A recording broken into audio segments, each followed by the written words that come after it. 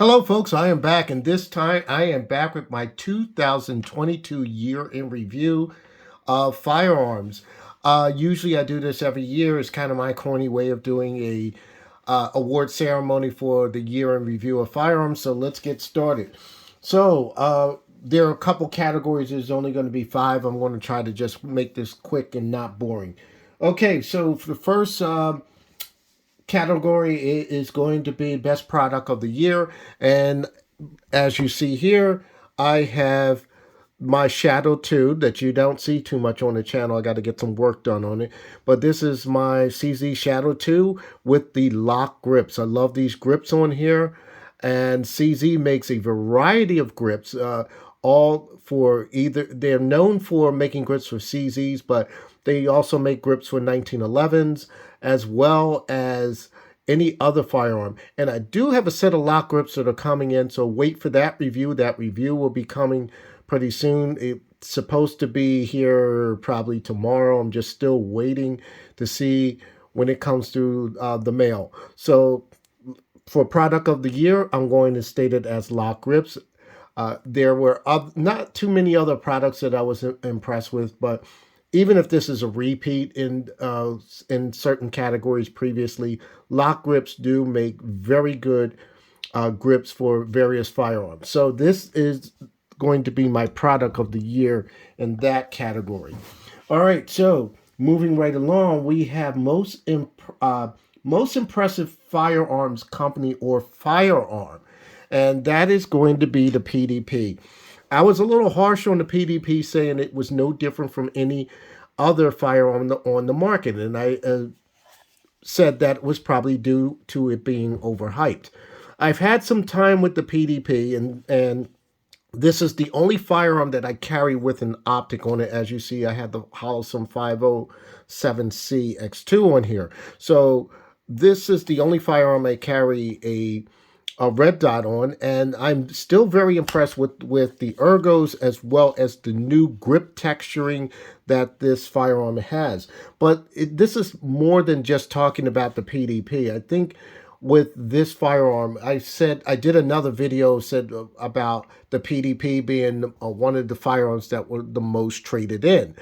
Now I'm seeing this change a little bit because I work at a firearm store, and I've seen this change now. I've seen people starting to buy these more and more, and they are keeping these firearms because they're not selling these back. So right now, I've seen people buy this version, the 5-inch version, which is very popular, and also the new F series that's come out that was marketed for women. So I think that Walther has had such a big turnaround, and I see these starting to sell a lot more now in the store. So I'm going to say it's the most impressed firearm and or firearm company at this time. Okay, moving right along to the other category. As you see here, I put up my laptop because uh, the firearms that I'm about to show, I do not own, but I do have some considerable trigger time with them because, like I said, at the shop, I get to use customers' firearms, or we use demos or whatnot. So thank you for the customers for letting me use these firearms and to get my opinion. Now, I also want to put in the other category, one of the most controversial. Now, this is called one of the most controversial firearms, and I've shot this in the smaller configuration, excuse me, the commander length configuration as well as the full size. And one of the controversial ones is going to be the Springfield Armory Prodigy. Now, it sounded like I badmouthed it. I think what the issue is with this particular firearm, everything goes through its growing pains. This is Springfield Armory's first one, and Springfield Armory does not manufacture the firearm. There's another company that manufactures it for them. But with anything that's new out on the market that comes out its first year, it's going to go through some growing pains.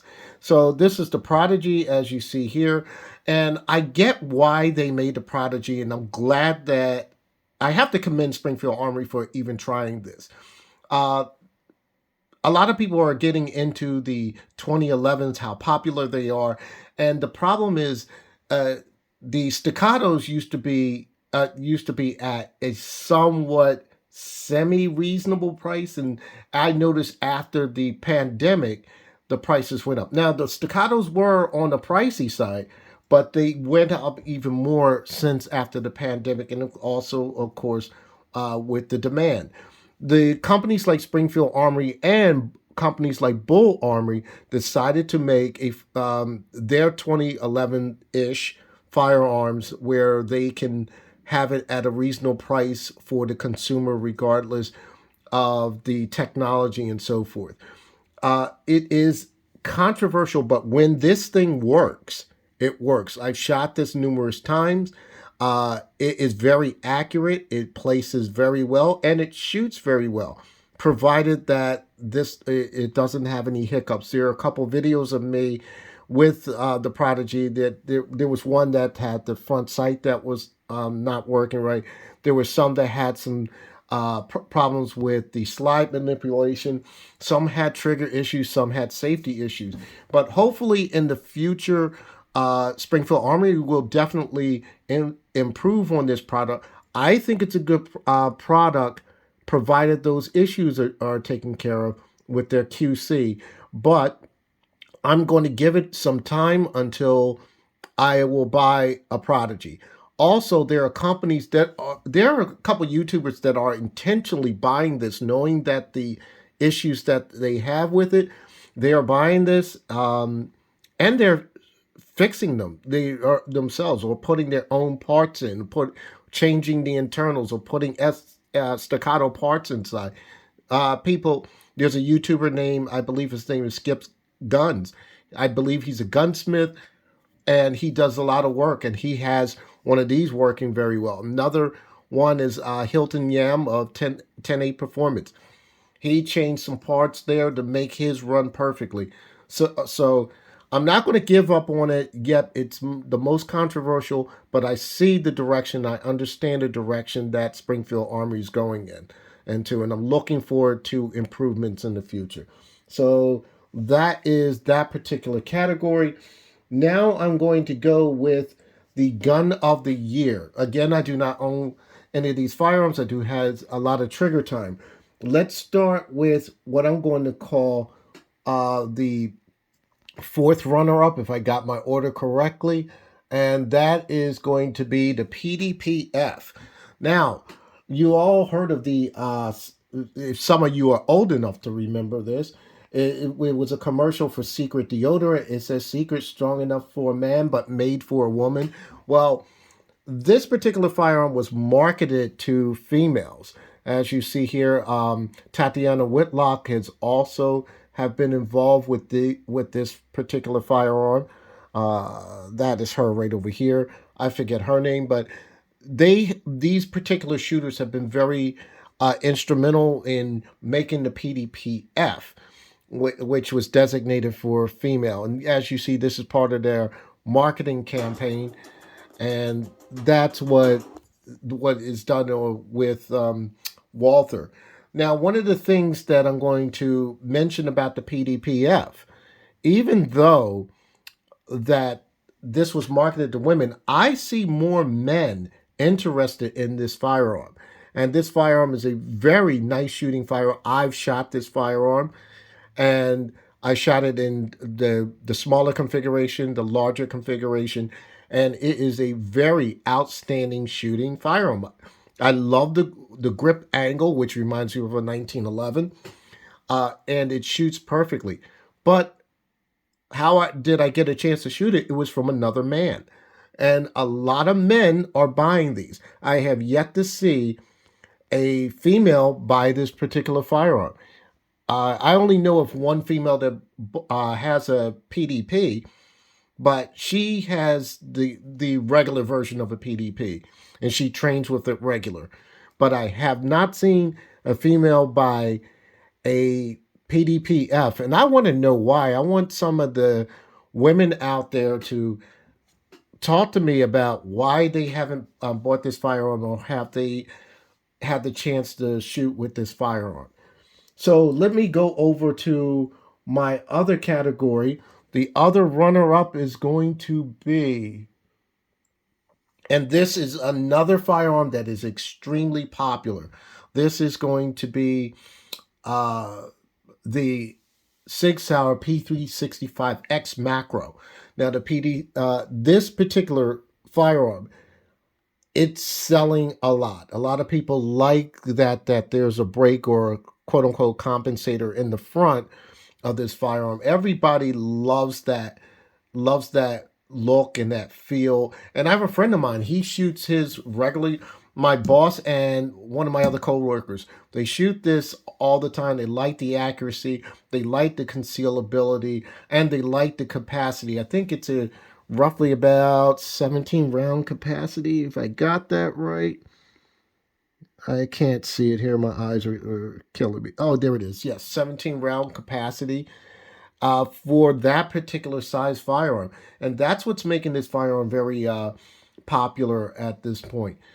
But and a lot of people are doing a lot of different things with of course, the exchange kits that you can use with it, particularly Icarus Precision. So that is going to be my other runner up. But I'm going to tell you what the gun of the year is, and this is going to surprise you. Another firearm that I don't own. The gun of the year is going to be the PSA Dagger. The PSA Dagger is a very inexpensive firearm. It is a Glock clone. And I'm not a fan of a lot of Glock clones get out there on the market, but I got a chance to shoot one of these. These are really, really excellent shooting firearms. And one of my other coworkers, he saw the price of that, and you can see the price here. That's on the website. But you need to check this firearm out. He took this firearm to a class. He ran this firearm over 1,000 or more rounds, and he intentionally did not clean it because he wanted to test it on his own. And he ran it through a class, and he beat out a lot of shooters on that range that had much more expensive firearms, people that had staccatos and whatnot. He beat them out with that particular firearm, the PSA Dagger, and that's why it's one of I consider it my gun of the year. Inexpensive, accurate, and it's pretty much does not have any malfunctions. It's just a running firearm, and I just got to tell you, there's been some people that have messaged me on YouTube saying, "Why do I have expensive firearms?" and that just a good firearm can a cheaper firearm can do the same as a good firearm. Well, to his point, he is right. And if you're going to do that, if you cannot afford a firearm up in the upper tier, this is going to get you by. This is going to be durable. This is going to be dependable to save your life. And that is going to be it far as this little bit of ceremony that I do. But I'm going to usually I show you firearms that I picked up during the year. I've only picked up two firearms during this year, and it was during my birthday. So stand by for that. I want to show you those. Okay, and then continuing on with my firearms of the year, and it's only going to be on two firearms that I purchased this year. This was my original birthday firearm. A lot of you know that I am a 1911 fan. This is going to be, excuse the shakiness of the camera. I do believe I broke the pod on there, so one of the pieces of the tripod on my camera as I was going to reach for this. But this is my Dan Wesson Valor. I really, really love this fire. I like the way it shoots. I had a friend of mine yesterday shoot this because he's looking for he's trying to decide between the classic and the point man, and he wanted something close to it that was a Dan Wesson, and he shot this and he actually loves it, and he had a good feel for it. So this is my runner up, but I'm going to give you right now what I consider my gun of the year of firearms that I own. This is it. It's going to be the CZTS2 Racing Green. I've shot this in a couple times. Did a couple videos with Danny with this firearm, and it's really a well balanced firearm. I like the grip texture. I like the fact that they included this piece here to hold your thumb, to have your thumb hold to be thumbs forward instead of the usual cant with the thumb up. But I really like this firearm. I really love shooting it as a target firearm. Don't get me wrong. I love my TSO, but it's something about this one that I really like. I can shoot this at speed, and it is. If people ask you what is your favorite firearm, yeah, I'm going to say 1911s are my favorite, but this is like one of my favorites as a safe queen. All right, I hope you liked my let's say my gun of the year video. I do this every year. Little corny thing, but I try to do it. And I want to hear your opinions on what your gun of the years are, whether it's in my video or whether it's something that you have in your own collection of this year. With that said, happy shooting, stay safe, hashtag 2A.